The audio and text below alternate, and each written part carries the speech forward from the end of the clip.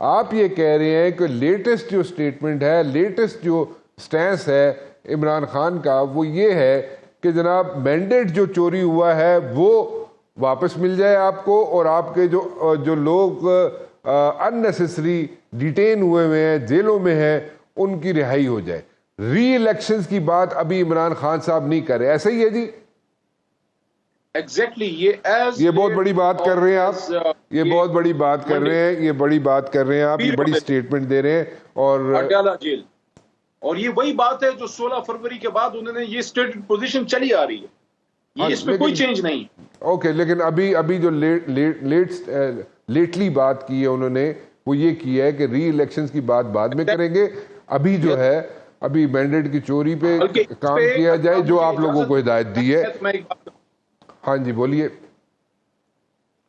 इस पे मैंने तजवीज दी है और पार्लियामेंट्री पार्टी ने उसको एक्सेप्ट किया है, और हमारे वो MNAs throughout Pakistan, Karachi, Sindh, Punjab, Khyber Pakhtunkhwa से और बलूचिस्तान कि जो हमारे हिसाब किताब में फॉर्म 45 पे जीते हैं, उनकी अभी हमारी next week most probably parliamentary party meeting होगी जिसमें मौजूदा एमएनएस और हमारे फॉर्म 45 के एमएनएस जिनको हरवाया गया है, ज्वाइंट मीटिंग हम करने लगे हैं। हम दोबारा एक नए जज्बे के साथ उनकी मैंडेट की वापसी के लिए एफर्ट डालने,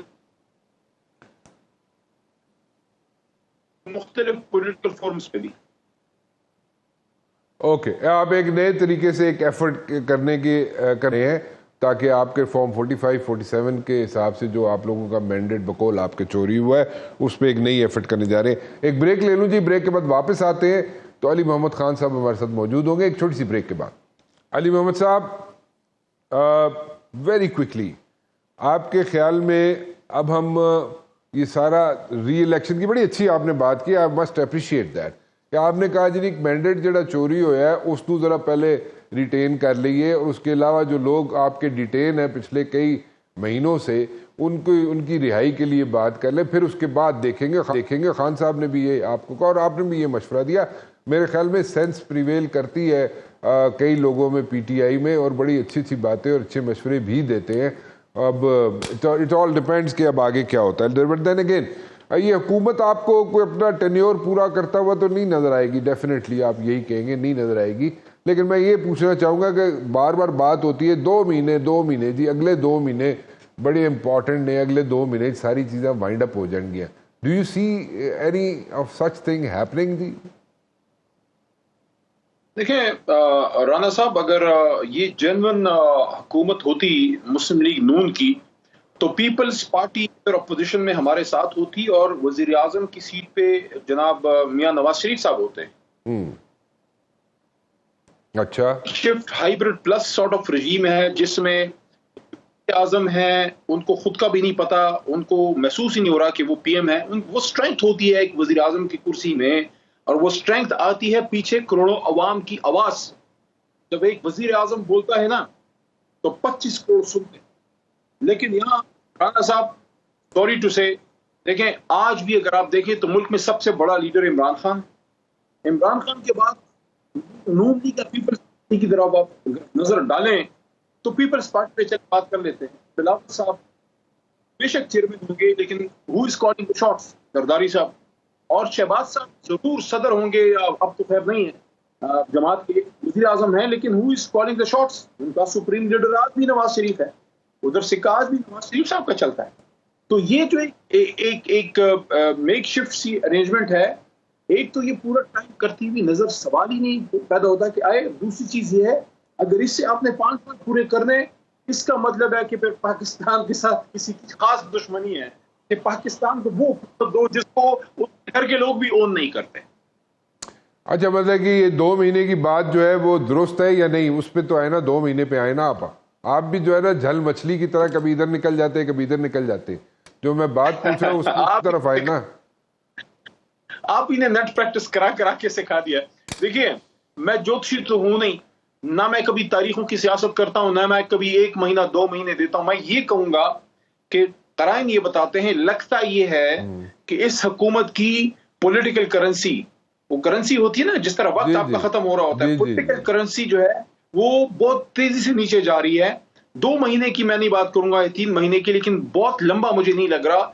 जल्द ही मैं समझता हूं कि अगर इस मुल्क से किसी की मोहब्बत है तो इन हाउस ओरिजिनल मैंडेट के साथ एक change VONC vote of no confidence से आना चाहिए, जो जेन्युइन यहां से हो, जिसमें कोई डोनाल्ड लू ना हो, जिसमें कोई US स्टेट बहुत बड़ी, आप तो बहुत बड़ी स्टेटमेंट दे रहे हैं आप।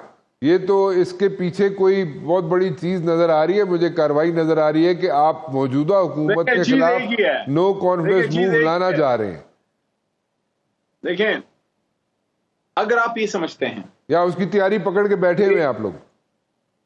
भाई बात सुन लीजिए ना बड़े भाई, अगर आप ये समझते हैं कि जरदारी साहब के साथ हाथ मिला के तुम VONC लाएंगे, नहीं, ऐसा नहीं है।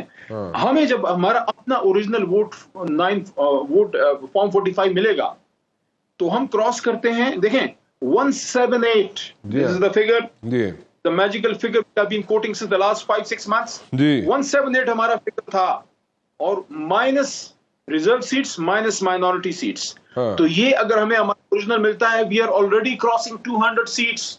Okay, so if you get your reserve seats, minority seats, so you will go for no confidence against this government. This is what you are saying. अपने ओरिजिनल, मैं एक बात और भी आपको करूंगा। नहीं, पहले इस पे तो रुके ना, पहले एक मिनट सांस तो लिया करें ना, आप फिर स्लिप कर जाते हैं।